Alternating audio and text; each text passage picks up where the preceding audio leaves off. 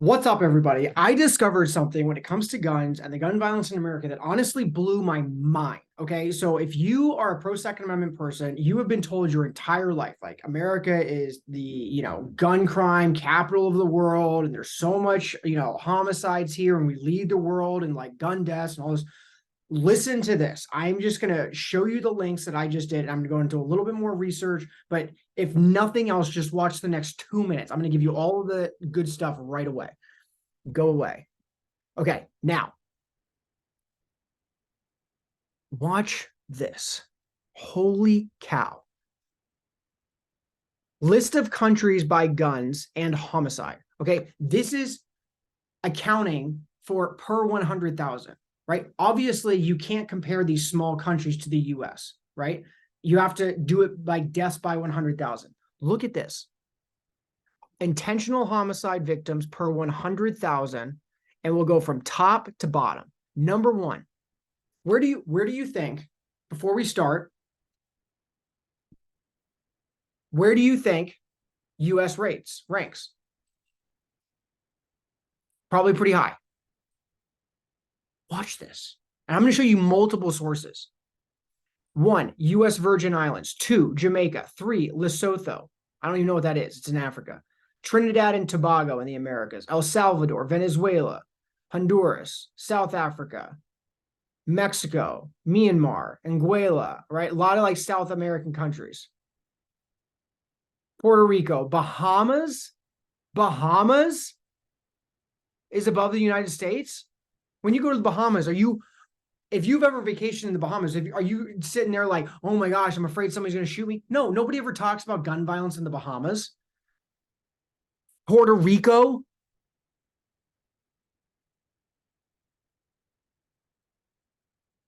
All the way down here. United States. 6.4 per 100,000. This is the best one I saw. The other ones I saw, now watch this. According to Wise Voter, whatever that is. I'm showing you multiple sources, so you know I'm not cherry picking data here.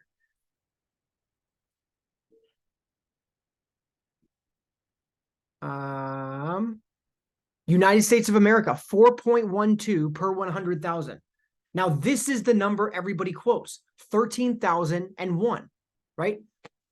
But you obviously have to equate for population. If you're not doing that, obviously you're not being honest, right? You're just not being honest. You can't compare a country with 2 million people to 350,000 and be like, you have way more gun deaths. It's like, yeah, we have way more crime because we have way more people. Duh. Did you have any idea that the United States, when you adjust for population, ranks 32nd according to World Population Review? Countries with the highest total gun deaths, all causes in 2019. Brazil, United States. Here's the kicker. This is from another video I did.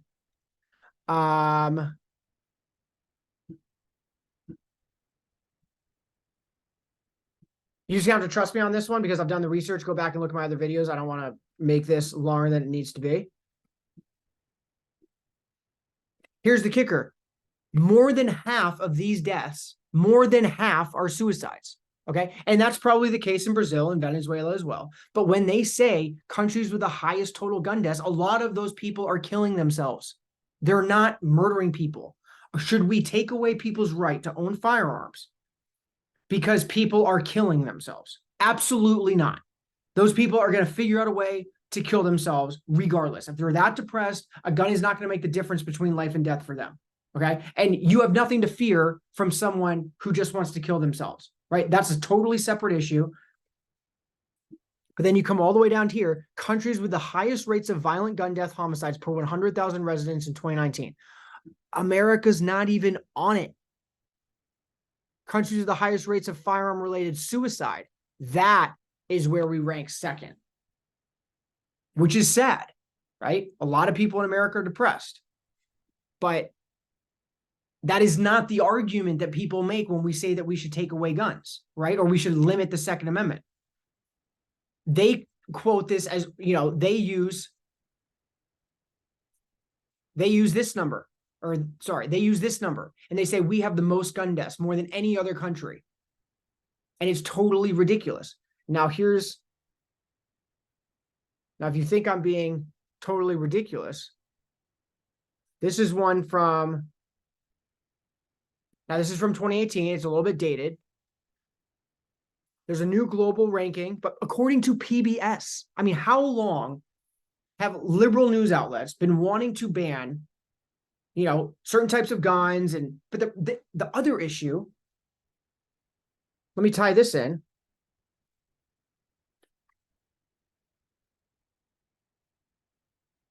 Wait for it, because you're just gonna like, oh my gosh, this is just absolutely blowing my mind. Okay.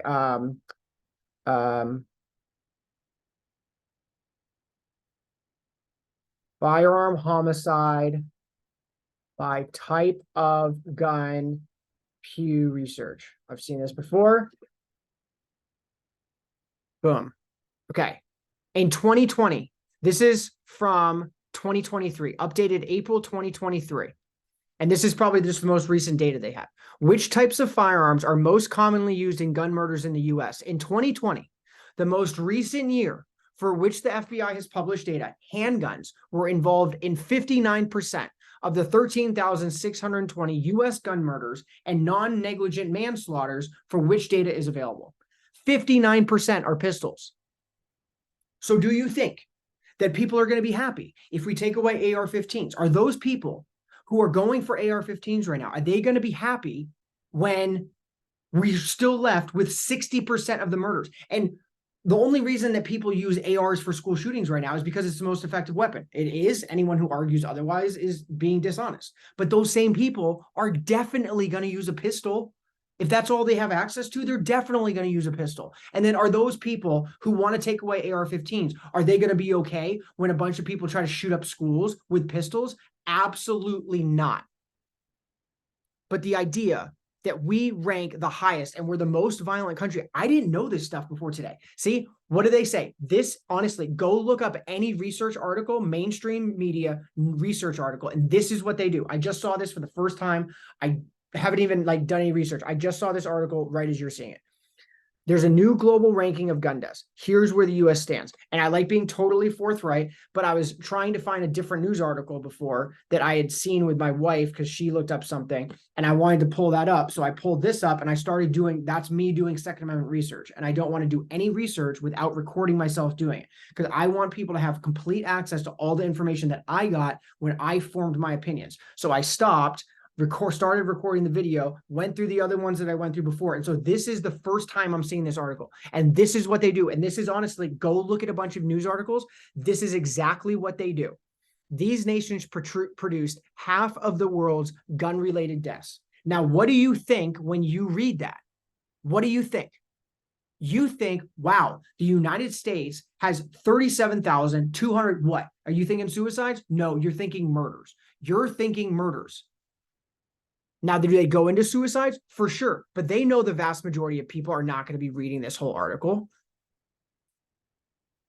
Right? They're going to see this. And look, it's not a mistake that this is the number that they put at the top of every single article.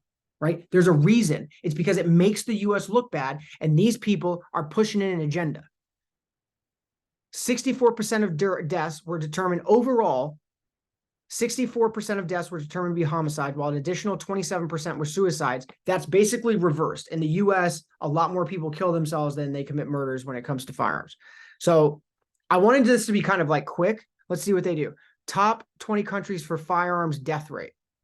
Here we go. This is the number that actually matters. This is the one that should be at the top because this one doesn't matter.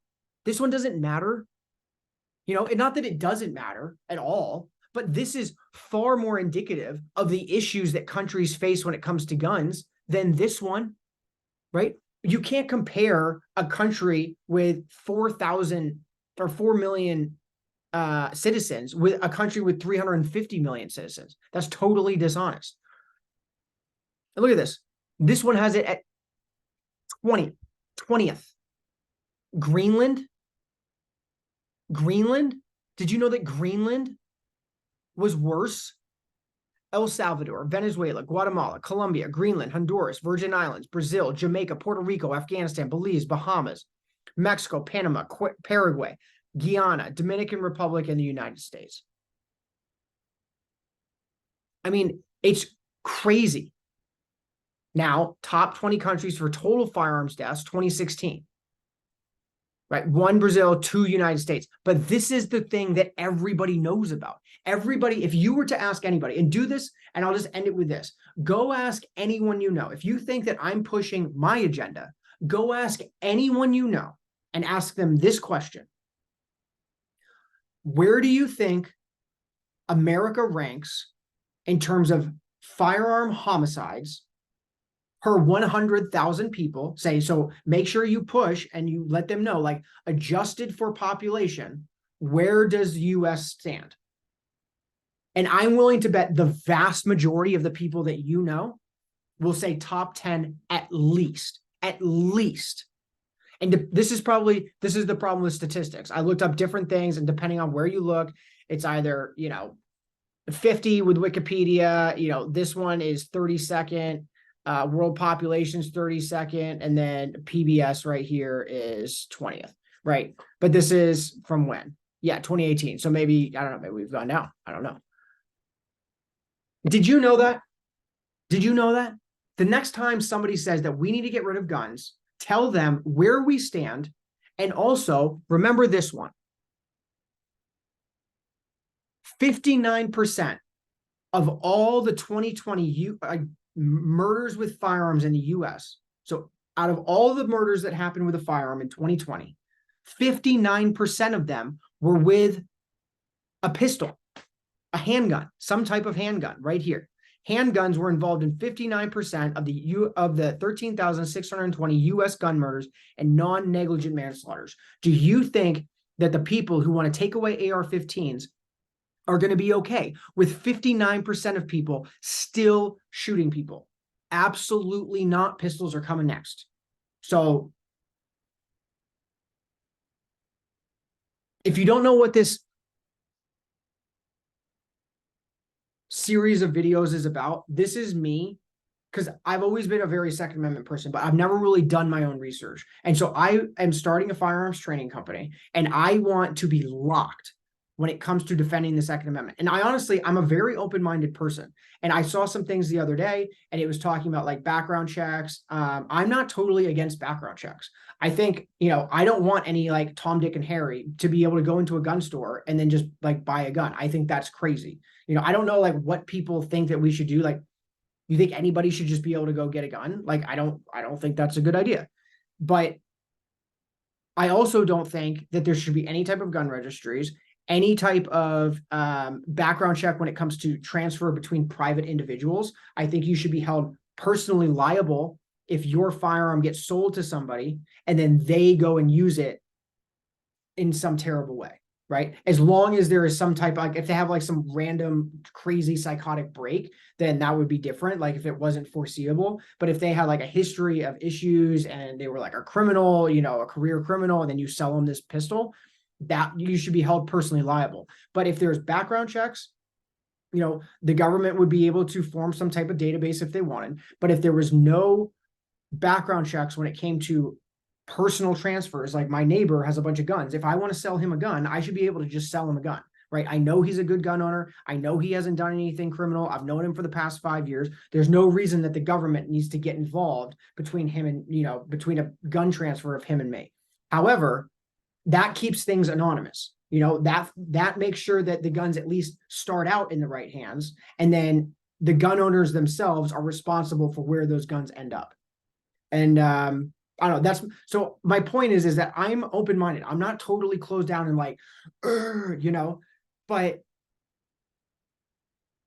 people are not going to be okay when 60% of the murders continue to happen. And that's only 60% of the murders only happen right now because they have access to rifles and shotguns and whatever else they're using, right? But if handguns are the only thing that are left, this number is probably not going to drop drastically. Maybe it drops to, I don't know, like 10,000, but then, you're just going to end up using a pistol. People who are school shooters, they're not going to stop school shooting just because all they have access to now is a pistol. And I hate saying this, but this is just something that I have to say, and I'll end it on this point, but it's a pretty powerful point. The damage you can inflict on a school, if you were to go in there and shoot up a school with a 10-round magazine and like any type of, regular commonly sold pistol today. And I'm not talking like super high speed, low drag, John Wick pistol. Like, it's still a pistol. 10 rounds, the amount of damage you can inflict on a school is crazy. So that emotional argument will still be there. So you have to ask yourself, as an American, do you want guns or do you not want guns? Because if you are an American and you love your guns, and even if you don't love your guns, you probably like the idea of having access to guns, right? Think about what COVID, think about all the craziness that happened. A lot of first-time gun owners, a lot of Americans became first-time gun owners because they realized, yeah, this can get a little crazier than I thought it could, a little quicker than I thought it could. And I might want a gun. If you ever want the possibility of having access to a gun, know that taking away ARs is only the first step. They are definitely coming after pistols because people in Washington, D.C., left, right, and center, they're corrupt little bastards, and they are not going to be happy with 10,000. I'm just pulling that number kind of out of my rear end, but this number is not going to drop 60%, right? Just more people are going to use pistols if that's the only thing that's available, right? And once they all start using pistols, are the people in Washington who are trying to take away ARs, if they're successful, are they then going to say, well, we have to make sure people have pistols, right? Or are they going to say, no, we have cops, we still have gun crime, we need to get rid of this. This is like a epidemic. That's exactly what they're going to say. And then they're going to push for pistols. So that's why we're not giving an inch. We're not giving an inch. And lastly, and I'll end with this, the reason we're not giving an inch is not because we don't want you to come for our pistols. This is my own personal view on the Second Amendment. The entire reason it was written was to allow average Americans to fight back against tyrannical government and a tyrannical military.